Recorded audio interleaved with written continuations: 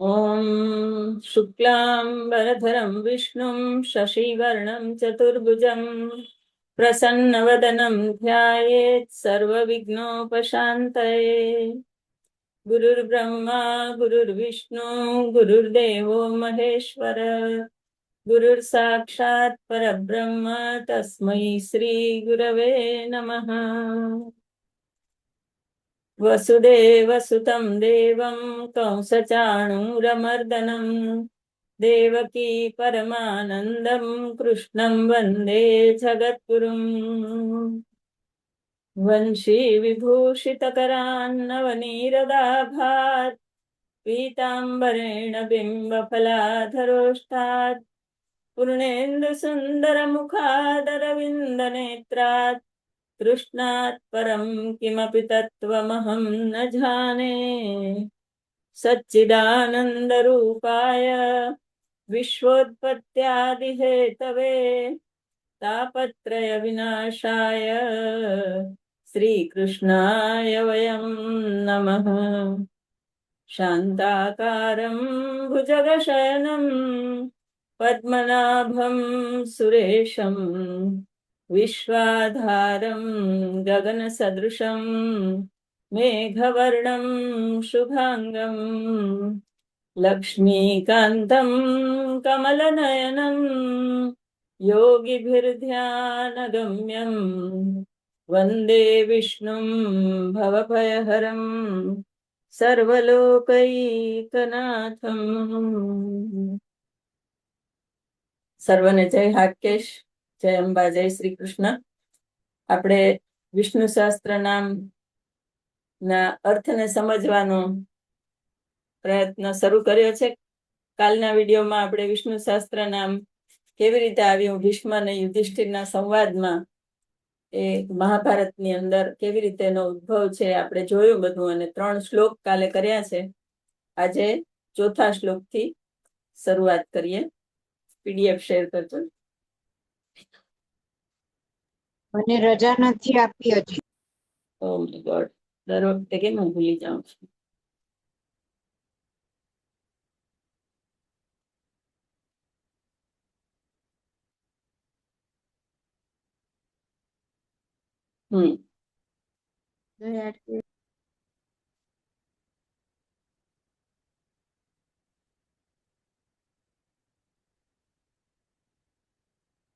શ્લોક 4. સર્વઃ સર્વશિવસ્થાણુર્ભૂતાદિર્નિધિરવ્યયઃ સંભવો ભાવનો ભર્તા પ્રભવઃ પ્રભુરીશ્વરઃ.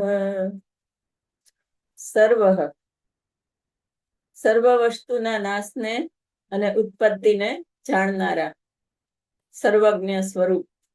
પછી સર્વઃ, શ મીંડાવાળો અને સર્વઃ, તો પ્રલય કાળે સર્વનો નાશ કરનાર. એટલે એનો અર્થ એ કે બાહ્ય જ્ઞાનોનો નાશ કરનાર. શિવઃ, માયાના ગુણાદિકથી રહિત કલ્યાણ સ્વરૂપ. સર્વ એક શિવનું પણ નામ છે, કારણ કે શિવનું કાર્ય જે છે એ પ્રલય કાળે સંહાર કરવાનું છે.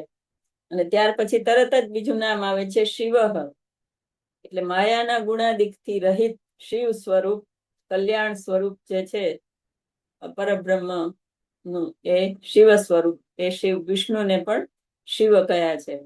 ત્યાર પછી સ્થાણુહુ, એટલે સર્વદા સ્થિર રહેનારા.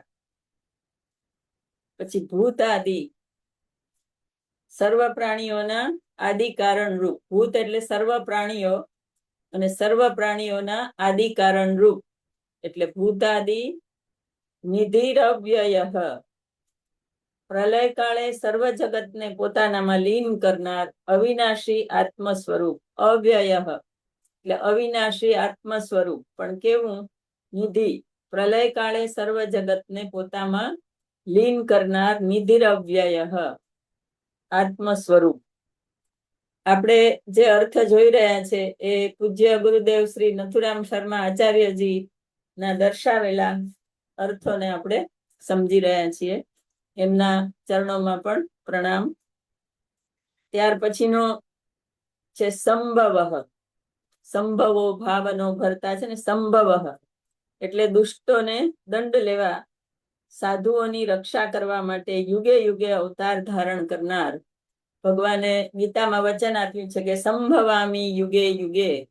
તો એવા સંભવ એટલે યુગે યુગે અવતાર ધારણ કરનાર વિષ્ણુ ભગવાન. શા માટે? તો દુષ્ટોને દંડ દેવા માટે અને સાધુઓની રક્ષા કરવા માટે જે વારે વારે જન્મ લે છે એ વિષ્ણુ ભગવાન એટલે સંભવ.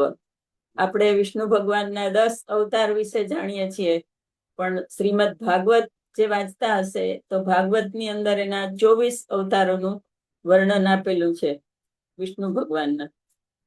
તો એવા વારે વારે યુગે યુગે અવતાર ધારણ કરનાર વિષ્ણુ ભગવાન એટલે સંભવ. પછી ભાવન સર્વ ભક્તોને કર્માનુસાર ફળ આપનાર. ભરતા સ્થાવર જંગમનું પોષણ કરનાર. વિષ્ણુ ભગવાનનું મુખ્ય કાર્ય છે એ જગતને પોષણ કરવાનું છે. પ્રભવ સર્વભૂતોને ઉત્પન્ન કરનાર, ઉત્તમ જન્મ ધારણ કરનાર. ગીતાજીમાં પણ આવો શ્લોક આવે છે કે અહમ જગતસ્ય પ્રભવો. પ્રભવ એટલે સર્વભૂતોને ઉત્પન્ન કરનાર. પછી પ્રભુ સર્વ કર્મ કરવામાં ઘણા સામર્થ્ય વાળા, પ્રભુતા વાળા. જેને આપણે પ્રભુતા શબ્દ ઘણા માટે વાપરીએ, જેને વિદવત્તા હોય કે જેનામાં શક્તિ ખૂબ હોય એને આપણે પ્રભુતા શબ્દ વાપરીએ છીએ. તો એવા પ્રભુતા વાળા ઈશ્વર પ્રભુ, સર્વ કર્મ કરવામાં ઘણા સામર્થ્ય વાળા એટલે પ્રભુ. ઈશ્વર એટલે સ્વાભાવિક ઐશ્વર્ય વાળા. જે ઐશ્વર્ય છે બધા દેવોના એ ઐશ્વર્ય યુક્ત ઈશ્વર. ત્યાર પછી 5મો શ્લોક જોઈએ. સ્વયંભૂ શંભુરાદિત્ય પુષ્કરાક્ષો મહાસ્વનઃ અનાદિ નિધનો ધાતા વિધાતા ધાતુરુત્તમઃ. સ્વયંભૂ પ્રયોજન હોય ત્યારે પોતાની મેળે ઉત્પન્ન થનાર.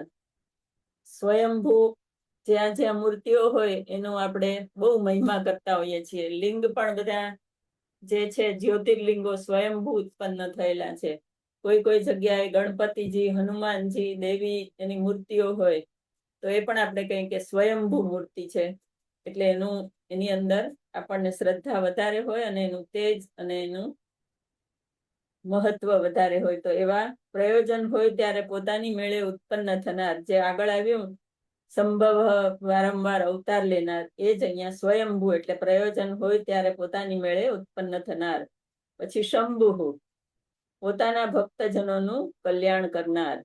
શંભુ શબ્દ શિવ માટે પણ વપરાય છે, અહીંયા વિષ્ણુ માટે પણ એ જ શબ્દ વાપર્યો છે શંભુ, પોતાના ભક્તજનોનું કલ્યાણ કરનાર. પછી આદિત્ય સૂર્યમંડળમાં રહેનારા હિરણમય સ્વરૂપ પુરુષ.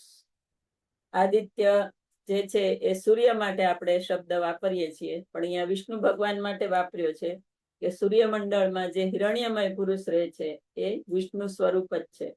પછી પુષ્કરાક્ષ એટલે કમળ જેવા નેત્ર વાળા. પુષ્કર એટલે કમળ અને અક્ષ એટલે નેત્ર, એટલે કમળ જેવા નેત્ર વાળા. મહાસ્વન મોટા સ્વર વાળા.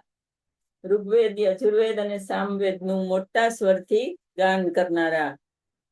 લલિતા દેવીના નામો જોતા હતા આપણે ત્યારે એમાં પણ એવા શબ્દો આવ્યા છે કે મોટા સ્વરેથી ગાન કરનાર હોય, ગાન પ્રિય હોય.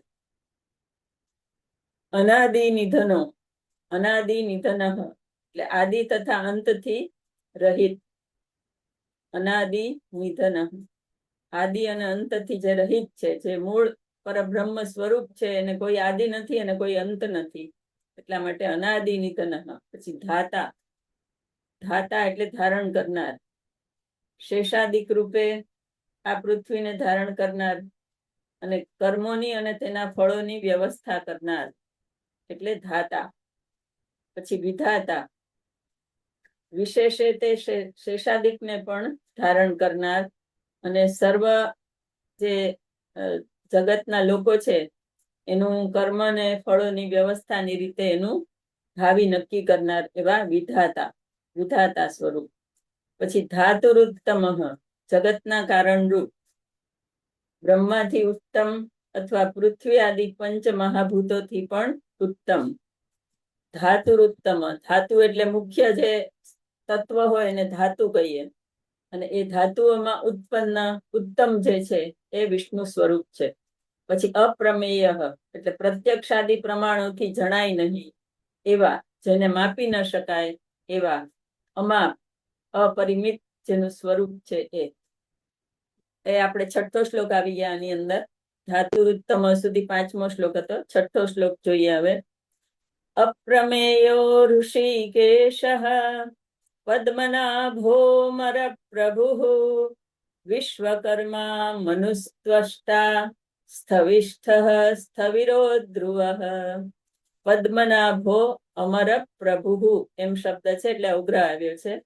તો એમાં આવ્યું અપ્રમેય નામ એટલે પ્રત્યક્ષાદિ પ્રમાણોથી જણાય નહીં એવા, જેને માપી ન શકાય એવા. પછી ઋષિકેશ એટલે ઇન્દ્રિયોના સ્વામી, અર્થાત ક્ષેત્રજ્ઞ રૂપે રહેલા જે છે.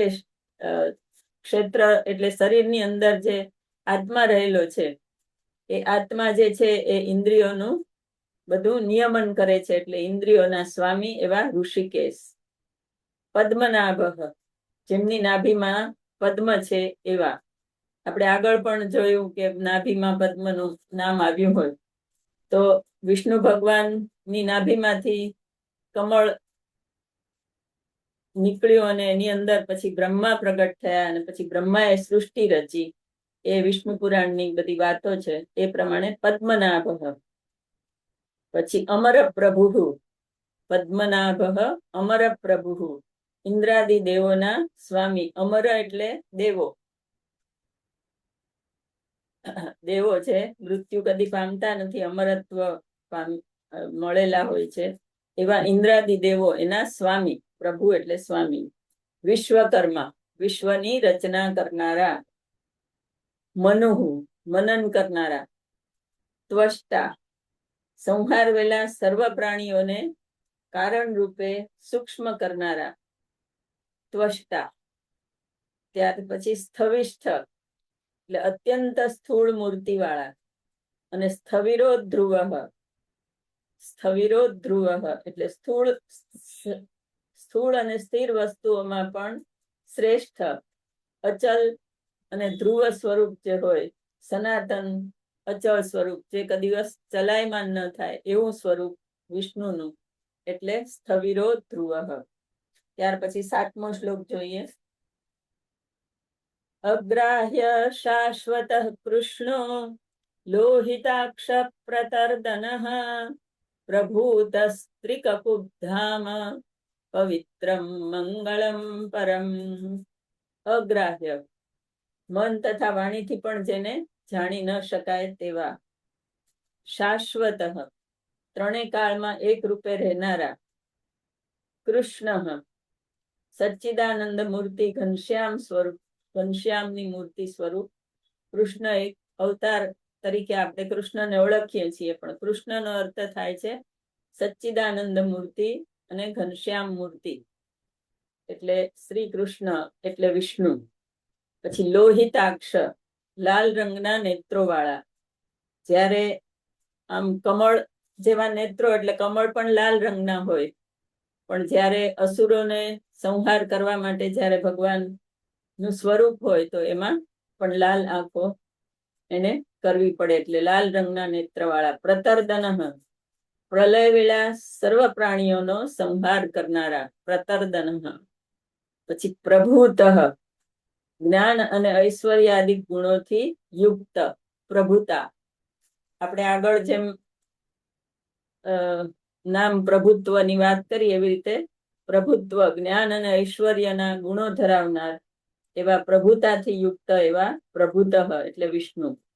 પછી ત્રિકકુબ ધામ ઉપર, નીચે અને મધ્ય એ રૂપે ત્રણેય દિશામાં વાસ કરનાર.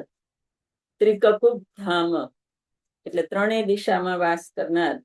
પવિત્રમ નિર્મળ અને નિષ્પાપ જેનું સ્વરૂપ છે એવા વિષ્ણુ ભગવાન. પરમ મંગલમ પરમ મંગળ સ્વરૂપ, સર્વનું મંગળ કરનાર આપણે શ્લોક બોલીએ જ છીએ, મંગલમ ભગવાન વિષ્ણુ મંગલમ ગરુડધ્વજ મંગલમ પુંડરીકાક્ષ મંગલાયતનો હરિ.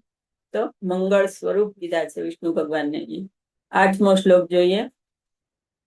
ઈશાન પ્રાણદ પ્રાણો જ્યેષ્ઠ શ્રેષ્ઠ પ્રજાપતિ હિરણ્યગર્ભો ભૂગર્ભો માધવો મધુસૂદન. ઈશાન, ઈશાન એટલે ઈશ્વર, સર્વ પ્રાણીઓના નિયંતા ઈશ્વર એટલે ઈશાન. ઈશાન શબ્દ શિવ માટે પણ વપરાય છે. ઈશ્વરી તત્વ બ્રહ્મનું જે છે એ દરેક માટે ઈશાન શબ્દ વાપરી શકાય. તો ઈશાન વિષ્ણુ માટે છે, સર્વ પ્રાણીઓના નિયંતા ઈશ્વર. પછી પ્રાણદહ, સર્વ પ્રાણીઓને પ્રાણ આપનાર અથવા કાલ રૂપે સર્વના પ્રાણનો નાશ કરનાર. બંને રીતે છે, પ્રાણ રૂપે શરીરમાં રહેનારા અને પછી પ્રાણનો નાશ કરનારા. સર્વ પ્રાણીઓને પ્રાણ આપનાર અથવા કાલ રૂપે સર્વ પ્રાણનો નાશ કરનાર. પછી પ્રાણ, શરીરમાં મુખ્ય પ્રાણ રૂપે રહેલા સર્વ પ્રાણીઓને જીવાડનાર. આપણે કહીએ ને કે શરીરમાં જ્યાં સુધી આત્મા છે રહેલો ત્યાં સુધી શરીર નું અસ્તિત્વ છે. જેવો આત્મા એમાંથી નીકળી જાય ત્યારે એનું કોઈ અસ્તિત્વ રહેતું નથી. એટલે સર્વ પ્રાણીઓને જીવાડનાર, શરીરમાં મુખ્ય પ્રાણ રૂપે રહેલા વિષ્ણુ ભગવાન. જ્યેષ્ઠ, સર્વ કરતા વયમાં મોટા, આદિ પુરુષ સ્વરૂપે એને જોવો એટલે સર્વ કરતા વયમાં મોટા. શ્રેષ્ઠ, સર્વ કરતા ઉત્તમ. પ્રજાપતિ, પ્રજાનું પાલન કરનાર. વિષ્ણુનું કામ જ પાલન કરવાનું છે એટલે પ્રજાનું પાલન કરનાર. હિરણ્ય ગર્ભ, જગતના કારણરૂપ, સુવર્ણના ઈંડામાં રહેનાર.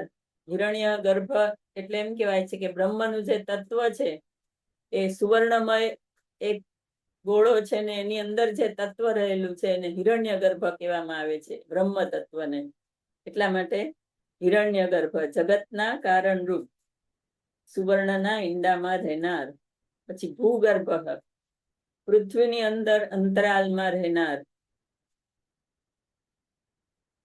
અથવા જેના ઉદરમાં પૃથ્વી છે એવા.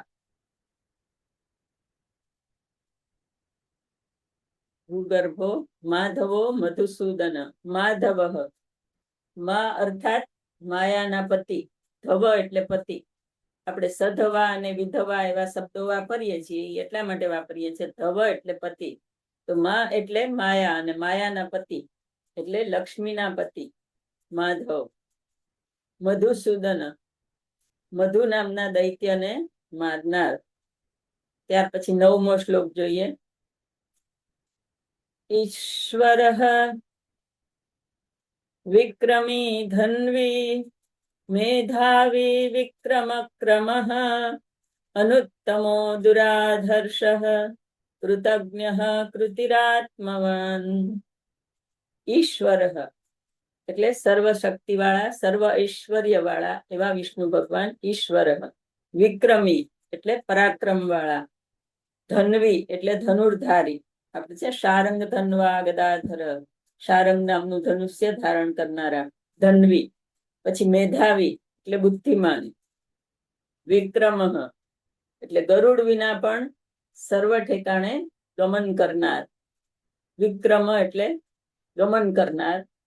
અને આગળ એમાં ઉમેર્યું છે કે ગરુડ વગર પણ વિષ્ણુ ભગવાન માનસિક રીતે સર્વ જગ્યાએ ગમન કરતા હોય છે. ક્રમ અને વિક્રમ એટલે પગલા ભરીને જે વામન અવતારમાં એને કર્યા છે એટલા ત્રિવિક્રમ કીધા છે. ત્યાં 3 પગલા ભરીને આખા બ્રહ્માંડને માપ્યું એટલે ત્યાં ત્રિવિક્રમ આવશે. ત્રિવિક્રમ નામ પણ આવશે આગળ. પણ વિક્રમ એટલે સર્વ ઠેકાણે ગમન કરનાર. પછી ક્રમ જગતમાં ફરનારા. અનુત્તમ સર્વ કરતા અધિક શ્રેષ્ઠ. દુરાધર્ષ દૈત્યાદિકથી જેમનો તિરસ્કાર નહીં કરી શકાય તેવા. કૃતજ્ઞ મનુષ્ય કરેલા પાપ અને પુણ્યને જાણનારા. કૃત એટલે કરેલું અને જ્ઞ એટલે જાણનાર. મનુષ્ય કરેલા પાપ પુણ્યને જાણનારા. આપણે ઘણી વખત એમ કહેતા હોય છે ને કે જેને આપણા પર ઉપકાર કર્યો હોય એની પર આપણે કૃતજ્ઞતા દર્શાવવી જોઈએ. કૃતજ્ઞતા શા માટે આવે? શબ્દ કૃત, જે કરેલું છે એને આપણે જાણવું જોઈએ. કોઈએ આપણા પર ઉપકાર કર્યો હોય તો એને આપણે જાણવો જોઈએ અને એ પ્રમાણે એની સાથે વર્તન કરવું જોઈએ. કૃતજ્ઞ ન થવું જોઈએ પણ કૃતજ્ઞ થવું જોઈએ. તો એવી રીતે અહીંયા ભગવાનને પણ કૃતજ્ઞ કીધા છે. એટલે મનુષ્ય કરેલા પાપ પુણ્યના કર્મને બધાને જાણનારા એવા કૃતજ્ઞ. પછી કૃતિ, સ્વયં ક્રિયા સ્વરૂપ અથવા પુરુષના પ્રયત્ન સ્વરૂપ. પછી આત્મવાન એટલે આત્મ સ્વરૂપ. હવે 10મો શ્લોક જોઈએ. સુરેશ શરણમ શર્મ વિશ્વરેતા પ્રજા ભવ અહઃ સંવત્સરો વ્યાલઃ પ્રત્યયઃ સર્વદર્શન. સુરેશ, સુર એટલે દેવો અને દેવોના સ્વામી એટલે વિષ્ણુ ભગવાન. દેવોના સ્વામી સુરેશ એટલે દેવોના સ્વામી. સુરના ઈશ એટલે દેવોના સ્વામી. શરણમ દુઃખી પ્રાણીઓની પીડાનું હરણ કરનાર, આશ્રય રૂપ શરણ આપનારા.